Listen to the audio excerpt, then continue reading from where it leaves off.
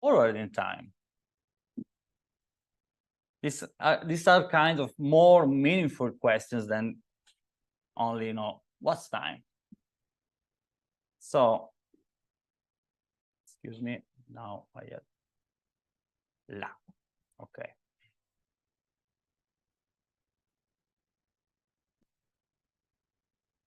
What's the arrow of time? No, those questions that we just posed are, you know, the meaning of the arrow of time, because, you know, time is just the clicking of a clock for us in our day-to-day life.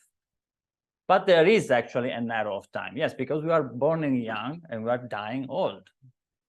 We see, if I can get a picture of an house at different times, we can understand which is the past picture and which is the future picture. We can, you know, figure out it. So time is not only a clicking of a clock, it is something else. And that's where is there where the physicists, the scientists have tried to dive in. So what's the arrow of time? The arrow of time is the concept positing the one-way direction or asymmetry of time. The time flows from past to future in the macroscopic world. But why this is coming into being? Because, you know, if you go and see the laws of physics, there is no arrow of time there. Laws of physics, you have a t, and t you just put into a time. No, a time is today, tomorrow, an exact time. Maybe you have an atomic clock, and you can put into there a very precise time. But anyway, there is no asymmetry there. You can go forward or backward, no problem. We can study everything in physics. So here where the question arises, and this is very important in science, and we will see why. Let's make a comparison with space. If you imagine to be into the deep space, universe space, empty space, no, you quite have no direction in space, isn't it? You are moving around and try to figure out where is left, no, up, down, nothing there, no reference point. But because we are inert, we have a direction in space. Because if I keep this and release it, it will fall down. I will not do that experiment now because I think it's costly, this. But it will fall down, isn't it? We have a direction up, down. We know things are going up and down. If I throw up, then it comes down. So there is a direction because, in space, I mean, because we are on Earth. So because we are nearby some object that creates a modification into space. So we have this kind of realization. The same things happens with time. As a general view, we have a time flowing because we have a universe expanding. That's the idea of science, of astronomers now. Because the universe is expanding, so time has an arrow. And that's why, and that's because there is a physical quantity called entropy that is a measure of the disorder, the messiness, of the randomness in a system. And this is a measurable that we can understand is, you know, things are going to decay. That's our perception. That's our conscious perception. Things are going to decay. So they become messy, random. It's a cause of this random, you know, quantity in physics. And as you can see here in these pictures, just to understand, on your left, you have a kind of, you know, organized order, you know, way to arrange these red and yellow balls. So this means low entropy. There is an order there. On your right side, you have a kind of configuration where the red balls and the yellow balls are disordered. You cannot find there an order, you know. They are disordered. So that's high entropy. high entropy, more messiness. So let's take a look to thermodynamics now. In thermodynamics, entropy quantifies the amount of energy in a system that is unavailable for doing useful work. Here I want to connect a little bit with what Akandadi Prabhu at the beginning today said.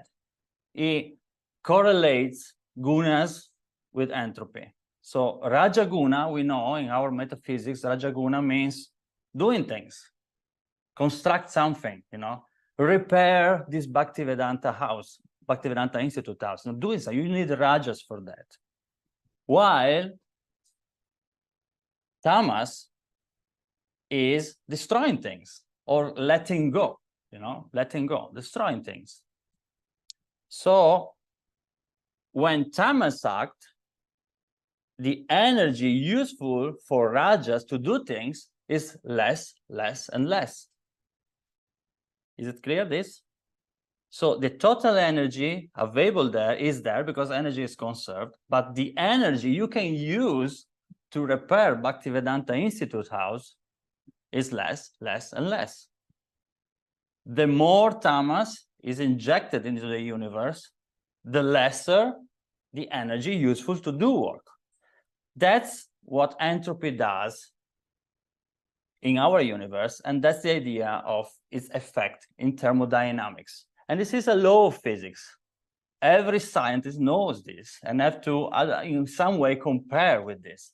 We can have many ideas. The universe comes from here, from there, and many speculations on the universe. But at the end, you have to take into account entropy. Another step forward, second law of thermodynamics. The second law of thermodynamics states that in an isolated system, entropy can never decrease over time. This means that the natural direction of any isolated system, and for isolated system, we understand it is a system that cannot exchange energy with the outside world, is towards increasing disorder or entropy. This is a kind of, fundamental law of physics. If you do nothing, entropy increases anyway. As the entropy of a system increases, less energy is available to do work. So you see, this entropy is a kind of, energy for itself. That's why the idea came very long ago in my mind that this entropy should be Krishna in some way, because it's a kind of, we know how to calculate it, we know how to manage it in our models in physics and in astronomy and cosmology. We know almost anything about that, but we don't know from where it comes. That's the question. Why is there an error of time? It's an impossible, most probably, question to answer. So that idea came into my mind.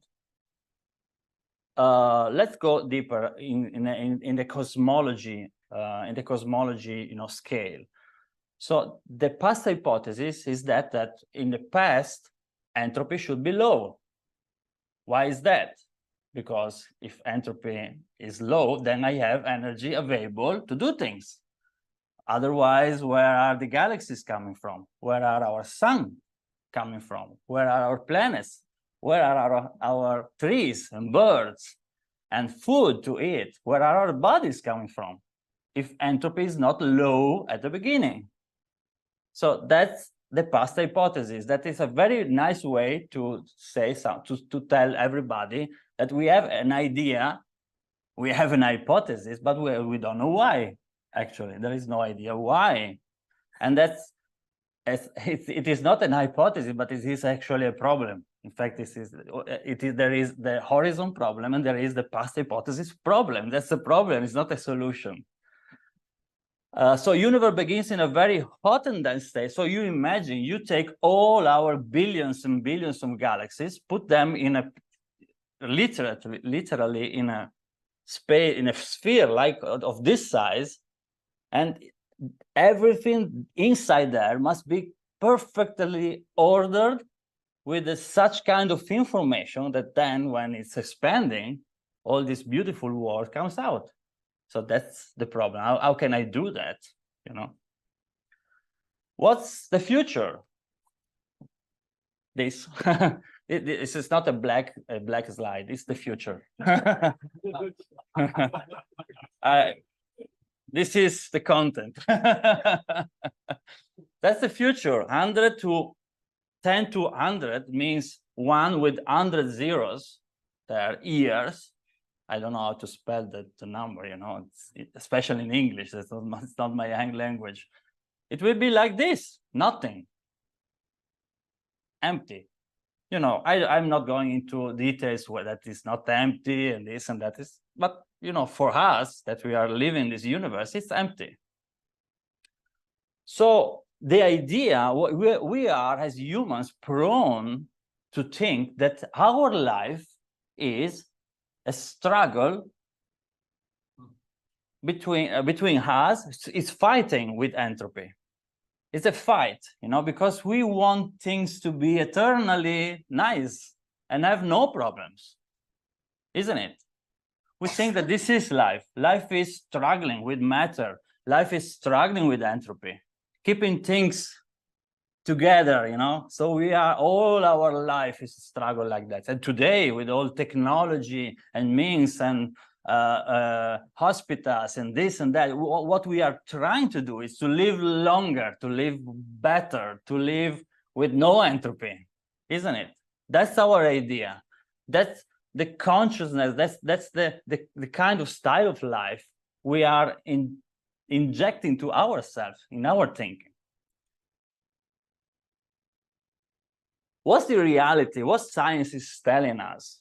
Science is telling us that entropy is increasing and is increasing anyway. Isn't it? That's actually what Srimad Bhagavatam tells us too, but you know, let's see where the connection is. So the example is given of mixing milk with coffee, decaffeinated coffee, obviously.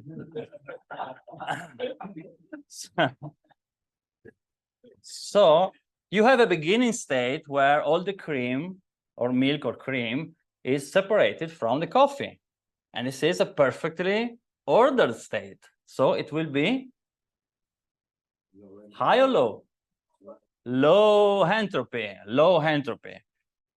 Then we have the last stage of this, you know, mixing is cream or milk and coffee mixed together. The last stage, you know, this, you see this brown mixture. What is this? It's low or high entropy? It will be high entropy. Yes, it is. Disordered. We cannot see anymore the cream, you know, and the coffee there. What's interesting to understand here, and that gives us a connection with our metaphysics, is that the interesting thing here, the interesting history here, is not in the beginning and in the end. That in physics is called, you know, thermal equilibrium. It's not a, you know, thermal equilibrium where everything is going smoothly, no problems there, no decay, everything is, say, eternal, nothing happening, actually. It's that. In fact, they call, you know, in physics, is a thermal death, they say, the thermal death. We don't want that. We want to live. And life is, into the intermediate state, where you see that the milk, the cream, is mixing with the coffee. And then you can see these beautiful clouds of cream. They're making beautiful things. And structure and complexity comes out. And that's the same with the universe. You know, yeah, very dense and things and black holes and singularities, you know, we don't know. But it's a fearful thing, isn't it? I don't want to be into a black hole. I don't want to live into a singularity. And I don't even want to live in a thermal death universe, isn't it? What we want is to live and living means entropy increases. With no increasing of entropy, there would not be a past to be remembered and no causal effect in the future. We would be in a very boring universe in thermal equilibrium. Complexity, the juicy part, what's interesting, everything that could be enjoyable, beautiful, poetical, and romantical. I wanted to use that because I'm Italian, so romantical should be there. Evolves between two very, very dreadful states. Actually, that's where life is. And that's where our cosmogony or help us to understand why this is happening. And in Bhagavad Gita 11:45, Arjuna has just finished to see the universal form. Krishna is manifesting him the template, the skeleton, with all the universes and all the bodies and all different species. Yes, he was praying, oh, such wonderful, like, we scientists sometimes have these complicated equations and say, oh, wow, we become excited about them, you see these forces and black hole and bounces and this and that, we got excited by them. But then, yeah, great, but then life is there, isn't it? And Arjuna, in this particular verse, tells Krishna, please show me your human form. Show me your Krishna form. I like this, thank you for showing me, but it's dreadful. It's impossible for me to keep with it. So here Sean Carroll, Homewood professor of natural philosophy at Johns Hopkins University in Baltimore. Okay, he calls himself a naturalist. So he's not believing in God, he's not believing in Krishna. But here, what he's saying, we think life is fighting with the increase of entropy, but the reality is that we owe life to entropy because nothing happens in thermal equilibrium. So that's what a non-believer or a naturalist is saying, because this is where science is bringing us. If we are doing science with ethics, so that's what we are understanding from our universe. And you see, fighting is ahankara in our metaphysics. Ahankara means false ego. We want to have what we want. Fighting with entropy, fighting with Krishna. Because the connection we see, entropy could be kala, or at least entropy could be an effect of the introduction of kala into the universe. Kala is time in Sanskrit. And we owe life to entropy is Sharanagati, Ishvara Pranidhana in the Ashtanga Yoga metaphysics. Sharanagati means surrender. That means, yeah, this is life. Things are going like that. But let us connect with the source. Things are like that. It's entropy. Yeah, for sure. Maitreya said, eternal time is the primeval source of the interactions of the three modes of material nature. It is unchangeable and limitless. And it works as an instrument of the supreme personality of Godhead for his pastimes in the material creation. Pastimes. Lila. This is a lila too. And why take it too much seriously? It's a lila. This is Srimad Bhagavatam 3:10-11. And this is an important thing. Maitreya is saying, the influence of the supreme personality of God that is felt in the time factor, which causes fear of death due to the false ego of the deluded soul who has contracted material nature. So the fearful comes out if ahankara is there. If no ahankara is there, then sharanagati is there, then no fear anymore.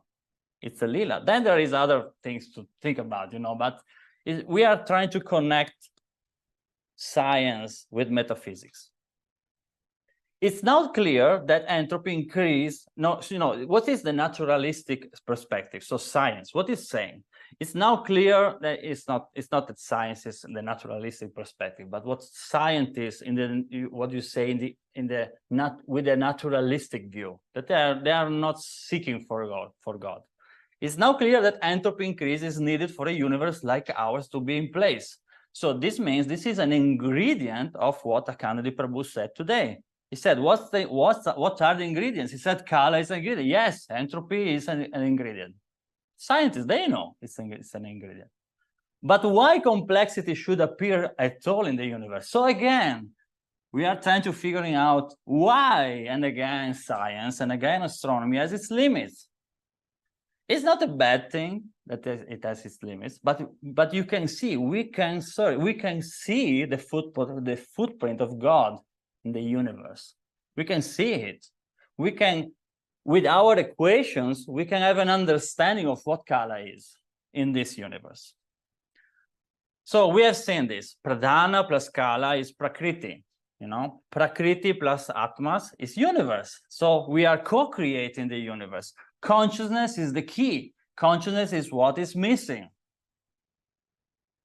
And here, again, this is very, very important, and we are leading to the end of my presentation. This cosmic manifestation is separated from the Supreme Lord as material energy by means of Kala, which is the unmanifested, impersonal feature of the Lord. This is Maitreya Rishi speaking to Vidura. It is situated as the objective manifestation of the Lord under the influence of the same material energy of Vishnu. So this is the impersonal Lord. Our universe, I mean. So obvious, if I just read it as a scientist, I will see the impersonal feature. I cannot find Fine. I cannot find Krishna as a person in this material universe because it's the impersonal. See what Srila Prabhupada says. This is very, very interesting.